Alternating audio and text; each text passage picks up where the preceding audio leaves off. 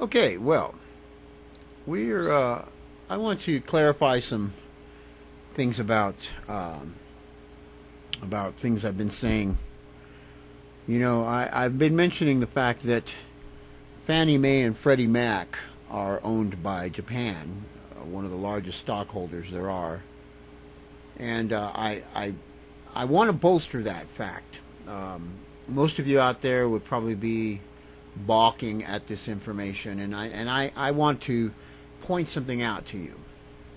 Now, here on a website, I have found China Briefing News, topics affecting your China business. Freddie Mac, Fannie Mae, fallout comes to China. This is by Jennifer Wu.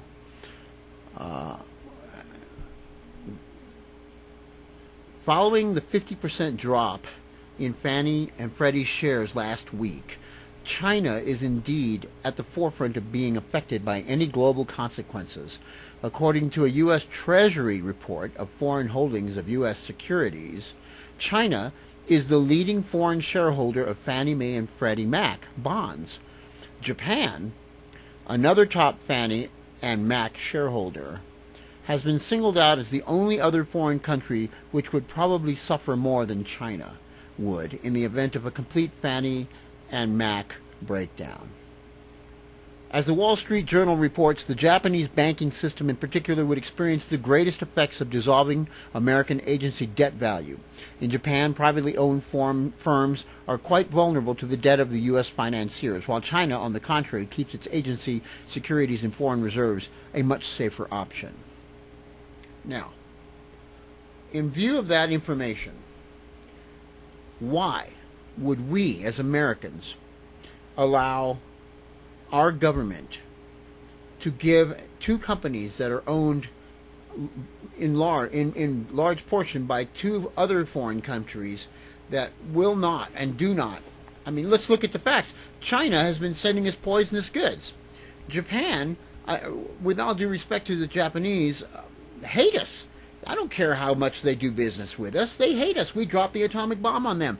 Do you think for 1 minute that two atomic bombs? Do you think for 1 minute that somewhere in the back of their minds they may be feeling still a large amount of resentment towards us for what we did? Do we think, are we so foolish to believe that have been forgiven for the destruction of two of their major cities and the wiping out of a large portion of their people? How long will it take us to forgive in the Arab nations for the destruction of the Twin Towers? Do you think for 1 minute that we later on in history, in the future, will forgive the terrorists that we have never been able to actually identify, outside of the fact that we do know that at least 15 of the members of the terrorist group that destroyed the Twin Towers were Arabs? Well, maybe we are that stupid. Maybe we are that stupid. We're doing business with the United Arab Emirate. I mean, the Arab country, Saudi Arabia, is our friend still, and we're just chummy. But have we lost sight of what's real?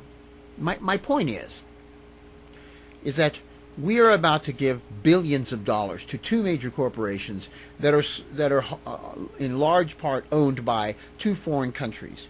The money that will go to those two countries will go to a large number of people in another part of the world, two countries.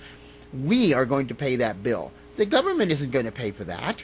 The federal government isn't going to pay for that. The federal government is going to hand out the money and then expect us, as the taxpayers, to pay for that. Now, we are the people who are losing our homes. It's not the Chinese. The Japanese aren't losing their homes. We are. Americans are losing their homes. Where is the logic in this? Where is the intelligence?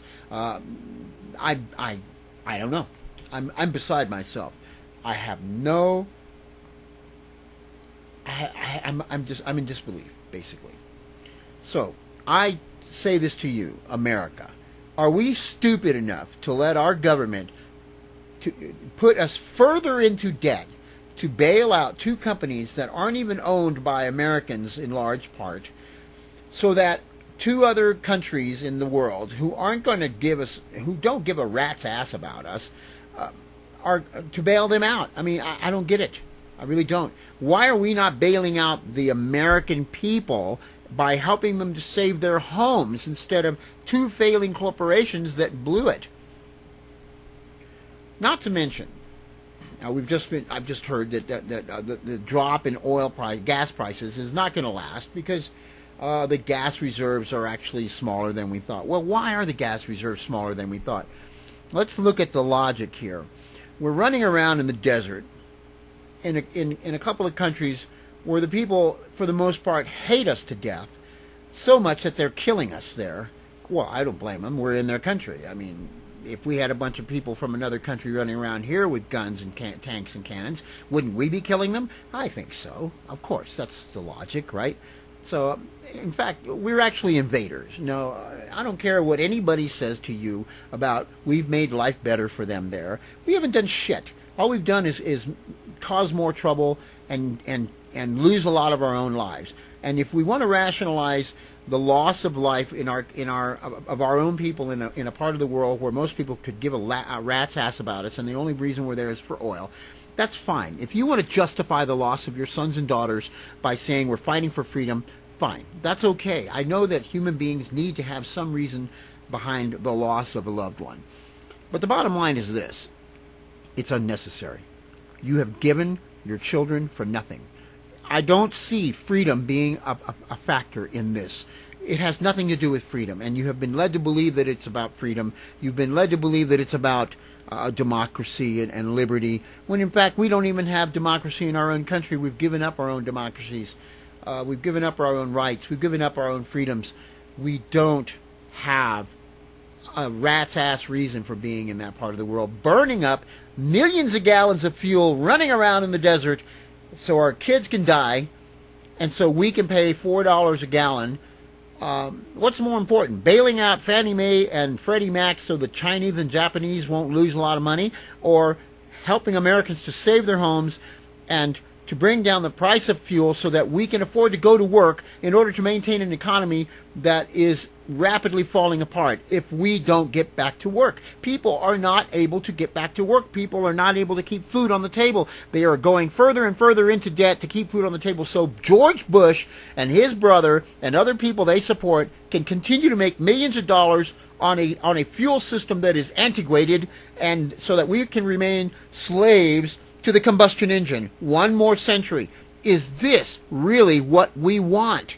Do we want, again, I repeat myself, to become a third world nation so that Japan and China can become the number one dogs on top of us? These people that we have spent our lives fighting wars with and being afraid of. And now we embrace them? Now we send our greatest athletes to China to compete in a place where the air is so bad you can't even breathe without worrying about dying? I mean, I don't get it. I don't understand the logic here. You people are stupid as hell. Are you really buying all of this? Are you really believing all of this? In the meantime, we have this three-ring circus called a political presidential campaign with it's a joke. We have become the laughing stock of the world. If you don't think that's true, then you need to take 10 steps back and look at the big picture. And the big picture says Americans are stupid. We have become stupid, dumbed down, and we are believing the lies so badly that we have totally given up our reality. We have given up our homes. We have given up our jobs. We have given up our freedoms so that the rest of the world can sit back and laugh and say, look how stupid the Americans are. They've allowed totalitarianism and a dictatorship of money to take control of their lives. Wake up. Wake up before it's too late.